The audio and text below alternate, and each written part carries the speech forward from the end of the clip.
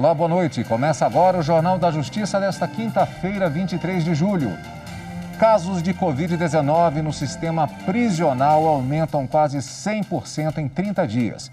De acordo com o monitoramento do Conselho Nacional de Justiça, no total, são quase 14 mil contaminados. Esse é um dos destaques da edição de hoje e você confere ainda. Presidente do Supremo suspende decisão que barrava aumento da base de cálculo em reforma previdenciária paulista. Ministro Alexandre de Moraes encaminha para a Procuradoria-Geral da República notícia crime contra a família Bolsonaro. Ministério Público denuncia ex-governador Geraldo Alckmin por suspeita de corrupção e lavagem de dinheiro.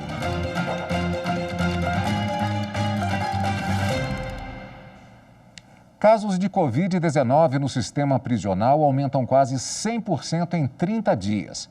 Já são mais de 13.700 ocorrências, contando detentos e servidores. O sistema carcerário brasileiro tem hoje mais de 700 mil presos. E essa população carcerária segue suscetível ao contágio pela Covid-19. É o que mostram os dados divulgados pelo Conselho Nacional de Justiça, que faz o monitoramento desde o início da pandemia. O boletim semanal do CNJ aponta 1.445 novos casos de coronavírus entre pessoas privadas de liberdade e 341 entre servidores na última semana, com aumento acentuado de registros, especialmente entre presos, nos estados de Santa Catarina, Mato Grosso e Mato Grosso do Sul. Até agora, 8.665 presos foram infectados pelo coronavírus em todo o país. 71 morreram. Em relação aos servidores que trabalham em presídios, já são 5.113 contaminados, com 65 mortes. No caso do sistema socioeducativo, somente na última semana foram registrados 434 novos casos entre reeducandos e servidores. O monitoramento identifica um aumento destacado de ocorrências, principalmente entre adolescentes privados de liberdade no estado de São Paulo. Agora são 2.356 casos, com 16 mortes. Quanto à realização de testagem, os dados do CNJ apontam um crescimento no número de exames desde o último levantamento, de cerca de 10.500 análises em pessoas presas para mais de 18.500. O ministro do Supremo Tribunal Federal, Alexandre de Moraes, encaminhou para a manifestação da Procuradoria-Geral da República notícia crime contra a família Bolsonaro. O caso envolve rede de perfis falsos derrubada pelo Facebook. Quem comenta sobre isso para a gente é a nossa consultora jurídica Karina Zucolotto. Olá, boa noite. E o ministro Alexandre de Moraes determinou que a notícia crimes apresentada pela deputada federal Maria Perpétua do Socorro contra o presidente da República Jair Bolsonaro e seus dois filhos, Eduardo Bolsonaro, deputado federal, e Flávio Bolsonaro, senador da República, sejam encaminhados à Procuradoria-Geral da República para que sejam analisados se nessa notícia crimes há elementos suficientes para a inclusão dos três nas investigações contra a disseminação de fake news em inquérito já em andamento no Supremo Tribunal Federal. A notícia crimes nada mais é do que um comunicado formal da ocorrência de um suposto crime. É preciso que as autoridades tomem conhecimento desse suposto crime para se dar o início, então, às investigações, e foi o que fez a deputada federal. Nessa notícia crimes, ela pede a inclusão dos três presidente da República, deputado federal e senador da República, para que eles respondam por suposto envolvimento na criação de perfis falsos e páginas no Facebook, em razão do que foi publicado e divulgado no início desse mês de julho, em que o Facebook desativou pelo menos 35 perfis, 14 páginas e também um grupo na rede por suposto envolvimento com a disseminação de informações falsas e que teria dentro da sua composição desse grupo assessores e ex-assessores ligados a esses três acusados, ao presidente da República Jair Bolsonaro e os seus dois filhos, Eduardo e Flávio Bolsonaro. Segue para a Procuradoria-Geral da República para a manifestação e depois volta para o Supremo para a continuidade. Essa foi a notícia de hoje aqui no Supremo Tribunal Federal. Mais informações você acompanha tudinho aqui na TV Justiça. E o ministro Dias Toffoli suspendeu decisão que barrava aumento da base de cálculo na reforma previdenciária paulista. O aumento atinge inativos e pensionistas do Estado e havia sido barrado por decisão liminar do Tribunal de Justiça de São Paulo. O governo estadual então recorreu ao Supremo e argumentou que a medida teria impacto negativo estimado em 22 bilhões de reais aos cofres do Estado. O presidente do STF seguiu o mesmo entendimento adotado em casos semelhantes que envolvem reformas estaduais. Para ele, a decisão da Justiça paulista constitui risco de lesão à ordem jurídico-constitucional e à economia do Estado.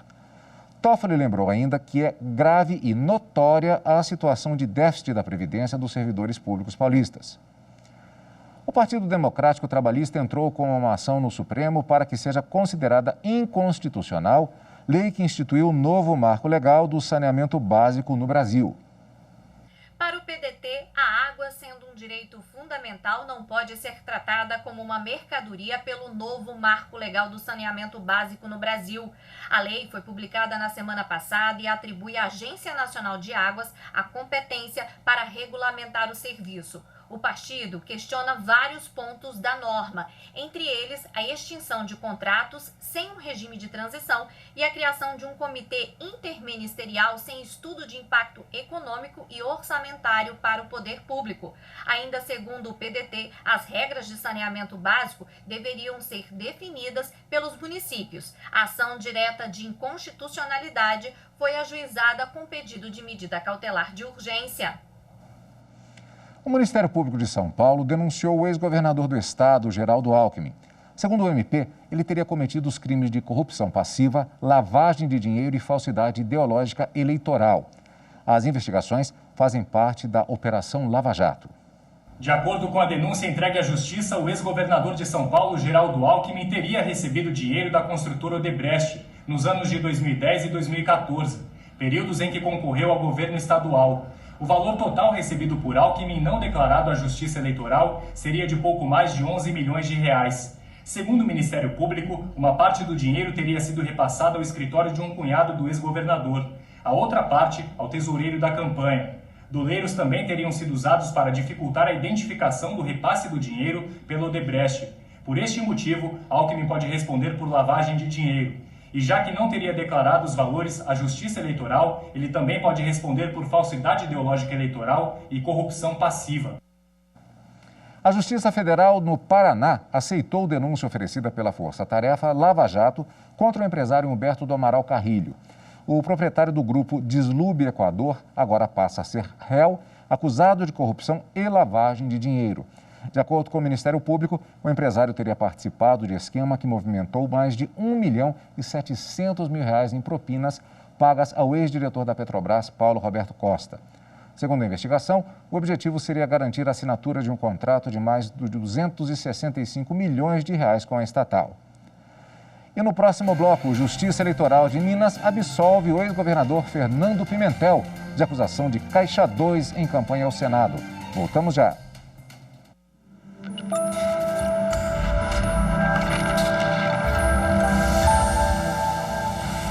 A Constituição, considerada também como a Carta Magna, é a base de todas as normas, permitindo, em seu artigo 5º, que todos fôssemos iguais perante a lei, emanando poder ao povo, através da informação e conhecimento.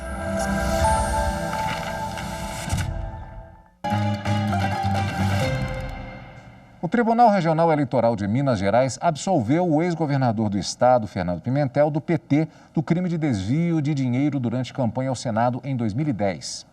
O juiz Michel Curi Silva, da 32ª Zona Eleitoral de Minas Gerais, absolveu o ex-governador do estado, Fernando Pimentel, do Partido dos Trabalhadores, da acusação de ter omitido dados na prestação de contas e de utilizar recursos não contabilizados na corrida eleitoral para o Senado em 2010. Ele não foi eleito para o cargo. A denúncia partiu do Ministério Público Federal, que na época investigou a omissão de R$ 1,5 milhão na prestação de contas de Pimentel. Depois disso, o Ministério Público Eleitoral assumiu o caso e pediu a condenação de Pimentel por falsidade ideológica para fins eleitorais. Na decisão, o juiz Michel Curi Silva afirmou que não foram colhidas provas suficientes para confirmar a existência de doações eleitorais não contabilizadas. O Ministério Público Eleitoral já foi notificado e tem 10 dias para recorrer da decisão. A Justiça autorizou mandados de busca e apreensão em uma investigação que apura pagamento de propina para a compra de leitos hospitalares. O Ministério Público do Distrito Federal e a Polícia Civil estiveram em endereços ligados ao ex-governador do Distrito Federal, Agnello Queiroz, e ao ex-secretário de Saúde, Rafael Barbosa. Segundo as investigações, a fraude teria ocorrido no processo de contratação de leitos hospitalares, com valor de R$ 4.620.000. O empresário teria pago 10% do valor do contrato em propina. Para tentar esconder o crime, o pagamento teria sido feito por meio de um contrato falso de publicidade assinado em 2014 entre a empresa e o Instituto Brasília para o Bem-Estar do Servidor. Ao todo foram cumpridos 13 mandados judiciais de busca e apreensão. Além do ex-governador do Distrito Federal, Agnello Queiroz, e do ex-secretário de Saúde, Rafael Barbosa, outras 9 pessoas, uma empresa e um instituto foram alvos. Agnello Queiroz foi levado para o Departamento de Polícia Especializada para prestar esclarecimentos sobre uma arma sem registro encontrada na casa dele. Os investigadores também encontraram na casa de uma empresária uma mala cheia de dinheiro. Em 2018, uma outra operação também foi realizada para apurar supostas fraudes cometidas na Secretaria de Saúde do Distrito Federal. Na época, servidores eram suspeitos de recebimento de vantagens indevidas, como passagens aéreas e pacotes turísticos para beneficiar empresas. O ex-governador Agnello Queiroz foi liberado após pagar R$ 3.000 de fiança. Ele saiu da delegacia acompanhado do advogado e não quis falar com a imprensa. A 9ª Vara Cível da Justiça Federal em Brasília aceitou o pedido do IBAMA para afastar a servidora Adriana da Silva Mascarenhas. Ela é suspeita de liberar licenças para criar animais silvestres, além de possível tráfico internacional de animais. A polícia já havia encontrado com um investigado durante o cumprimento de mandado de busca e apreensão em Brasília uma licença expedida pela servidora, além de caixas de contenção de animais do Centro de Triagem de Animais Silvestres do IBAMA, quando a Adriana era coordenadora do setor. Há suspeita que a Adriana pode estar envolvida no caso do estudante picado no início deste mês por uma cobra naja de origem da Ásia e África e proibida a criação no Brasil. Presidente do Superior Tribunal de Justiça, ministro João Otávio de Noronha, concede prisão domiciliar à gestante e mãe de criança menor de idade. Segundo o processo, a mulher foi presa preventivamente pela suposta prática de tráfico de drogas e associação para o tráfico após a apreensão de quase 1 quilo de maconha dentro da casa dela. A defesa pediu a revogação da prisão, alegando que a mulher é responsável pelo filho de 2 anos e está grávida. E argumentou que o Conselho Nacional de Justiça recomenda incluir as gestantes no grupo de atenção especial por causa da pandemia do novo coronavírus. O pedido foi negado em primeira e segunda instâncias. No STJ, ao analisar o recurso, o presidente e ministro João Otávio de Noronha recordou o artigo 318 do Código de Processo Penal, que dispõe que o juiz pode substituir prisão preventiva pela domiciliar quando a presa for gestante ou mulher com filho até 12 anos, entre outras hipóteses. Segundo o ministro, a lei foi reforçada pela decisão do Supremo Tribunal Federal, que concedeu prisão domiciliar a todas as presas grávidas, mães de crianças pequenas ou de pessoas com deficiência, e afirmou que apenas em situações excepcionais, como crimes praticados com violência ou grave ameaça ou contra os descendentes, não deve ser autorizado o benefício, o que não se encaixa na situação dessa detenta. Uma economista da Eletrosul, readmitida após ser anistiada, vai ter direito de receber pagamentos das diferenças salariais que deixou de receber enquanto esteve afastada. A decisão é da 7ª turma do Tribunal Superior do Trabalho. A economista relatou na ação trabalhista que foi dispensada em fevereiro de 1992 por motivo político, devido à participação em greve. Afastada do serviço público por mais de 20 anos, ela reivindicou o pagamento de promoções e anuênios, verbas que, segundo ela, teria recebido caso não tivesse sido dispensada injustamente. O Tribunal Regional do Trabalho da 12ª Região em Santa Catarina manteve a sentença que julgou improcedentes os pedidos da economista. De acordo com o TRT, pelo artigo 2º da Lei 8.878 de 1994, que concedeu anistia aos servidores dispensados em 1992, foi reconhecido apenas o direito à readmissão, sem direitos ou vantagens ocorridas no período de afastamento. Mas na 7ª turma do Tribunal Superior do Trabalho, o entendimento foi outro. O relator do recurso da economista, ministro Cláudio Brandão, lembrou que os empregados foram afastados injustamente do emprego por atos de exceção, caracterizando o tratamento discriminatório com clara inobservância de igualdade de condições com os demais. Assim, o ministro votou pela condenação da empresa ao pagamento das diferenças salariais nas mesmas condições dos empregados que continuaram em atividade. O ministro observou, no entanto, que a empregada não deverá receber vantagens pessoais, como adicional por tempo de serviço, licença-prêmio ou promoção por merecimento, que dependeriam da efetiva prestação continuada do trabalho. A decisão da 7ª turma foi unânime.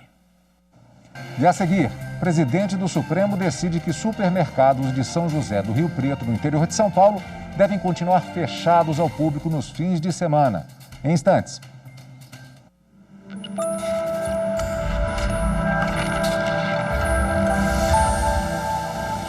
A Constituição Federal de 1988, ela tem a fundamental importância de ter sido a primeira Constituição brasileira a concretizar a participação social.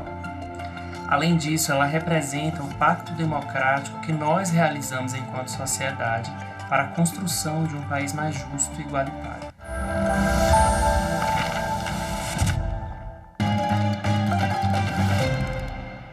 A Caixa Econômica Federal divulgou o calendário para que os beneficiários do auxílio emergencial que tiveram as contas bloqueadas por suspeita de fraude possam ir às agências para regularizar o acesso.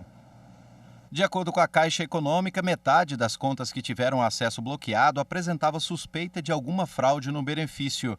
Quem teve a conta bloqueada deve procurar uma agência da Caixa com um documento de identidade para liberar o acesso.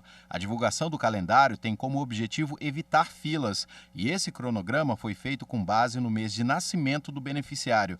Nascidos em janeiro, fevereiro e março já podem procurar as agências a partir de amanhã.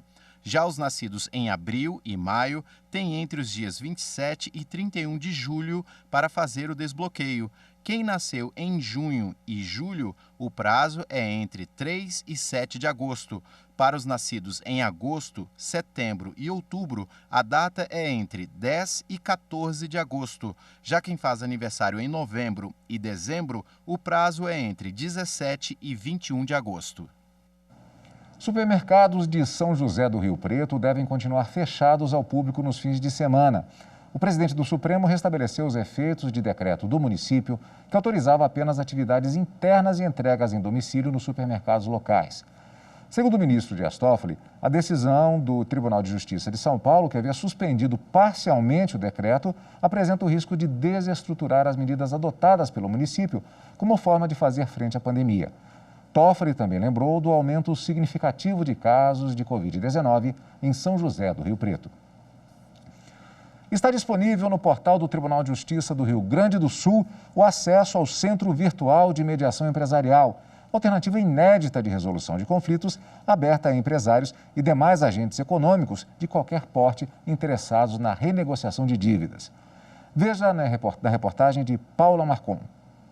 A iniciativa é uma resposta do Poder Judiciário frente à crise econômica decorrente da pandemia do novo coronavírus. Para o empresário ou empresa em crise, em dificuldades, existe agora um serviço disponível no site do tribunal, que é a mediação empresarial. O acesso ao serviço inicialmente pode ser feito pelo site do TJRS. A solicitação será processada pelo Centro Judiciário de Solução de Conflitos e Cidadania do Foro Central de Porto Alegre. É importante que se tenha o e-mail, de todos os solicitados, ou pelo menos informações para que a gente possa checar, As mediações processuais virtuais ocorrerão por iniciativa do magistrado responsável pelo processamento pagamento e julgamento dos casos de recuperação empresarial, falências, dissolução ou liquidação societária, de varas especializadas ou não. Permite que devedores e credores cheguem a um acordo de valores e auxilia nas negociações de planos de recuperação judicial. Também busca soluções relacionadas a disputas entre sócios dos devedores, além de situações que decorram de dissolução ou liquidação de sociedades empresariais. O Judiciário aposta na mediação como ferramenta para diminuir o número de ações que podem chegar para julgamento. Além disso, deve minimizar os impactos da crise, garantindo a manutenção das empresas e dos empregos. Servidores da Justiça de Mato Grosso receberam capacitação virtual para participar de uma força-tarefa que segue até o mês de setembro. O objetivo da ação, desenvolvida pela Corregedoria-Geral da Justiça, é impulsionar os processos. O Poder Judiciário realiza força-tarefa para impulsionar processos em tramitação nas varas da Fazenda Pública de Cuiabá.